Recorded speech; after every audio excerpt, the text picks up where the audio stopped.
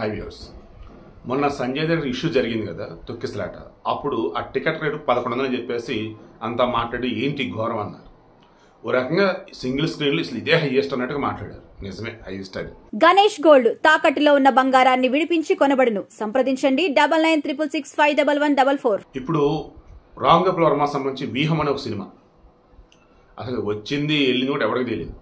కానీ ఆ cinema ticket rate నాకు తెలిసి ప్రపంచం ఇంతవరకు ఏ థియేటర్లో కూడా ఇంత రేటు పలికొండదు. అక్షరాల 11,000 రూపాయలు పైచిలుకు అని ఎందుకు అంటున్నాను?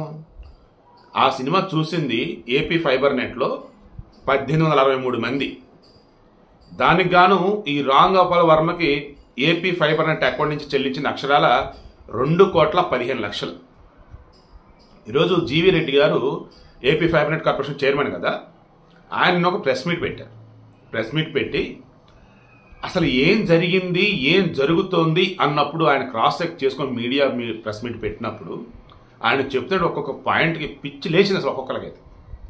ఏందండి, ఆ ఏపీ ఫైబర్ నెట్ దానికి సంబంధించి ఎంప్లాయీస్ ఎవరైతే ఉన్నారో అపాయింట్మెంట్ లెటర్లు లేవు, ఏం లేవు. ఏంద్రా అంటే వైసీపీకి సంబంధించి ఓ ఎంపీఓ ఎమ్మెల్యేనో లోకల్ చోట మోట నాయకులు ఎవరైనా ఒక వాట్సాప్లో మెసేజ్ పెడతారు, పలానా నీ దగ్గరకు వస్తున్నారయ్యా, వాళ్ళకి ఉద్యోగం ఇచ్చేసారంట. 2014 నుంచి 19 మధ్య ఈ ఏపీ ఫైబర్ నెట్ త్రూ 10 లక్షల కనెక్షన్స్ ఉన్నాయి. ఉద్యోగులు వచ్చేసి 108 మంది, జీతం వచ్చేసి 40 లక్షల రూపాయలు పర్ మంత్. ఇప్పుడు ఎంతమంది ఉన్నారు ఎంప్లాయీస్ అంటే 1360 మంది ఎంప్లాయీస్. శాలరీస్ ఎంత అంటే నెలకు 4 కోట్ల పైగా శాలరీస్. ఎవరు బాబు ఈ ఎంప్లాయీస్ అంటే ఆడు ఎవరు కనిపించట్లా, కానీ ఉన్నారు ఎంప్లాయీస్గా. ఎవరు? ఈ వైసీపీ నాయకుల దగ్గర పనిచేసే డ్రైవర్లు, ఈ వైసీపీ వాళ్ళకి సంబంధించి పనికి వల్ల స్క్రాప్ పనులు చేసే బ్యాచ్ ఉంటారే వాళ్ళు. ఇలా చెప్పుకుంటూ పోతే కుప్పలు ఈ బ్యాచ్లు. ఇప్పుడు ఏమైనా ప్రక్షాళన చేస్తూ ఉన్నారు. ఆల్మోస్ట్ దివాలా తీసేసింది. 1263 కోట్లు నష్టంలో ఉన్నాం. అండ్ కలెక్షన్స్ వచ్చేసి మా హయాంలో 10 లక్షల కనెక్షన్స్ ఉంటే ఈరోజు 5 లక్షలు పడిపోయింది కలెక్షన్స్. తీరా అసలు ఈ ఫైబర్ నెట్ ఈరోజు ఎందుకు దివాలా తీసింది ఏంటంటే, ఫైబర్ నెట్లో రిలీజ్ అయినటువంటి ఓ సినిమా, ఇంకా మరికొన్ని చిత్రాలు కొన్ని ఉన్నాయిలేండి, వీటికి అడ్డదిడ్డంగా చెల్లింపులు చేశారు. రామ్ గోపాల్ వర్మ వ్యూహం సినిమా, దీనికి గాను అక్షరాలు వీళ్ళు చెల్లించి 2,15,00,000. మామూలుగా చేసుకున్న అగ్రిమెంట్ ఏంటి? వ్యూస్ బేస్ మీద ఎంతమంది చూస్తే అంత డబ్బులు అన్నట్టు. ఆ రకంగా టికెట్ వచ్చేసి 100 రూపాయలు అనుకున్నా, 1863 మంది చూశారు. సరే 2,000 మంది చూశారయ్యా. 2,000 ఇంటూ టికెట్ 100 రూపాయలు వేయండి. 2,000 ఇంటూ ఎంత? 100. ఎంత అప్పుడు? 2 లక్షల రూపాయలు. 2 లక్షలు చెల్లించింది ఎంత? అక్షరాల 2,15,00,000.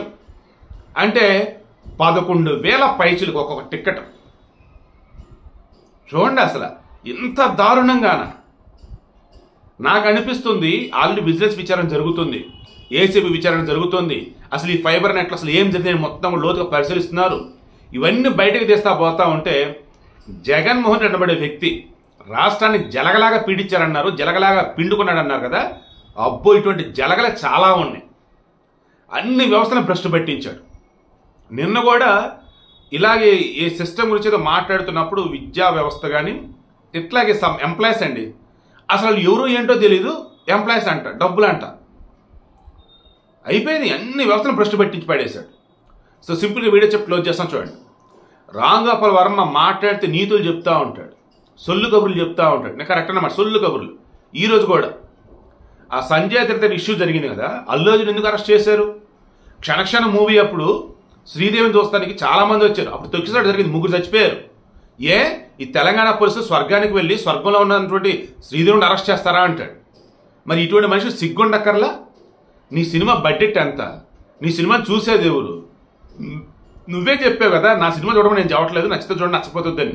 మరి గవర్నమెంట్ నుంచి అంత డబ్బులు ఎట్లా తీసుకున్నావు నువ్వు? ఏ బేస్ మీద తీసుకున్నావు? ఆ డబ్బులు ఎవడి? కొడాలని భాష చెప్పాలంటే నీ అమ్మ మొగుడివే? ఎవరు ఆ డబ్బులన్నీ? ఎలా?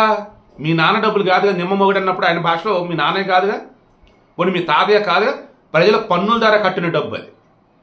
అటువంటి డబ్బుని నిజంగానే జనాలు చూస్తే చూసారయ్యా అదిగో అన్ని వ్యూస్ ఉన్నాయి, నాకు డబ్బులు ఏమిటంటే ఓకే. జనాలు చూడక, దానివల్ల ఎవరికి ఉపయోగం లేక అదే సోషల్ రెస్పాన్సిబిలిటీ మూవీ అన్నట్టు, ఏదో గవర్నమెంట్కి ఏదో ఈయన బెస్ట్ దర్శకుడు అన్నట్టు ఏదో తీసి పెట్టాడు అన్నట్టు. ఏంటండి అసలు అది? ఇంత దరిద్రమా, ఇంత దారుణమా? ఈ రకంగా వాడేసుకుంటారా? ఇంకా విజయసాయి రెడ్డి, అబ్బో ఆయన కథలు ఇంకో కథ ఉంది అసలు. ఏకంగా దాని కూడా దర్యాప్తు చేస్తున్నారు. మోర్ ఓవర్ ఫస్ట్ ముందు తీసేశారు. ప్రియాంక, ఇందిరా ప్రియదర్శన్ అని చెప్పి ఇద్దరు అమ్మాయిలు. ఎవరు ఇద్దరు అమ్మాయిలు? గ్రూప్ 1 క్యాడర్ ఆఫీసర్ ఉన్నారు కదా, దేవాదాయ శాఖ అసిస్టెంట్ కమిషనరు, ఎవరు? శాంతి. ఆమె భర్త వచ్చి మొన్న ఏం చెప్పాడు? శాంతికి పుట్టిన బిడ్డ నా బిడ్డ కాదు, విజయసాయి రెడ్డికి పుట్టిన బిడ్డ. ఈలోపు వేరే అతను వచ్చేసి నా భర్త అతను అన్నీ ఈమె చెప్తుంది. అన్ని అబద్ధాలే, అన్ని డ్రామాలే.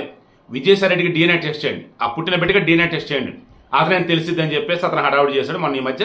మరి అది కేసు ఏమైందని తెలియదు. ఆ టాపిక్ డోర్ టచ్ చేద్దాం కోర్టు కూడా చెప్పినట్టుంది, అందుకు సైలెంట్ అయినట్టున్నారు. అయితే విజయసాయి రెడ్డి ఏమంటాడు? ఆమె నా కూతురుతో సమానం, నా బిడ్డతో సమానం, నా ఇంటి మనిషి నేను చూసుకున్నాను, తప్పుడు రాత్ర రాయొద్దు, పిచ్చి పిచ్చి గడు వాగొద్దు, జాగ్రత్త కేసులు పెడతా అన్నాడు. ఈ మూమెంట్లో ఇప్పుడు జీవి రెడ్డి బయట పెట్టింది ఏంటి?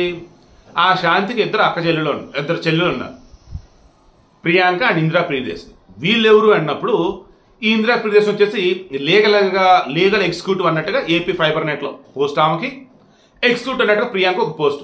ఎలా ఇచ్చారు? There is no appointment letter. డైరెక్ట్గా విజయసాయి రెడ్డి ఒక మాట చెప్పాడు, వచ్చేశారు. ఇందులో చంద్రబాబు నాయుడుకి సంబంధించి ఫైబర్ నెట్ కేసు అని చెప్పేసి అప్పుడు గౌతమ్ రెడ్డి ఎవరు కేసు పెట్టాడు. అందులో స్కామ్ జరిగింది. అది ఏంటి స్కామ్ ఏంట్రా బాబు అంటే, ఈమె లీగల్ ఎగ్జిక్యూటివ్గా ఉన్నటువంటి ఇందిరా ప్రియదర్శిని, శాంతి వాళ్ళ చెల్లి, కీలకమైనటువంటి డాక్యుమెంట్స్లో మార్పులు చేర్పులు చేసి తేడా జరిగింది అన్నట్టుగా ఆమె అంట మొత్తం హడావుడి చేసింది. దాని మీద విచారణ చేస్తున్నారు. అండ్ మోరర్ అపాయింట్మెంట్ లెటర్ లేకుండా అసలు అపాయింట్మెంట్ ఏంట్రా బాబు, వీళ్ళ శాలరీస్ ఏంటి, జీతాలు ఏంటి, వీళ్ళు ఉద్యోగులు ఏంటి అని చెప్పేసి ముందు వాళ్ళు తీసి పక్కన పడేశారు. మొత్తం ఇప్పుడు వ్యవస్థ అంతా కూడా ప్రక్షాళన చేస్తూ ఉన్నారు. త్వరలో లాభాల బాట పట్టే విధంగా వ్యవస్థ ముందుకు తీసుకొని చెప్పి జీవి రెడ్డి చెప్తా ఉన్నారు. ఇంకా చాలా ఉన్నాయి కానీ ఈ కథలన్నీ కూడా చెప్పుకోవాల్సినవి. ఇప్పుడైతే రాంగోపాల్ వర్మ ఏమాత్రం సిగ్గున్నా ఆ 2,15,00,000 రూపాయలు ఎందుకు తీసుకున్నాడు? అండ్ ఆ రోజునటువంటి ఏపీ గవర్నమెంట్లో ఆ ఫైబర్ నెట్ ఎవరైతే చూస్తున్నారో ఎవరు అసలు ఆ సినిమాకి, ఆ దిక్కుమైనటువంటి ఆ సినిమాకి 2,000 కోట్ల వ్యూస్ ఉన్నటువంటి ఆ సినిమాకి 2,15,00,000 ఎలా ఇచ్చారు? టికెట్ వచ్చేస్తే 11,000 రూపాయల. ప్రపంచంలో ఎక్కడన్నా ఏ భాషలో అయినా సరే, ఎంత పెద్ద థియేటర్లు అయినా సరే, పడుకొని చూసినా, ఒంగొని చూసినా, నించొని చూసినా, కూర్చొని చూసినా, అసలు ఆ థియేటర్ మొత్తం నీకే ఇచ్చినా, కనీసం టికెట్లు అన్నప్పుడు అమ్ముతావు కదా, థియేటర్ మొత్తం ఒక టికెట్ ఉండడం వేరు.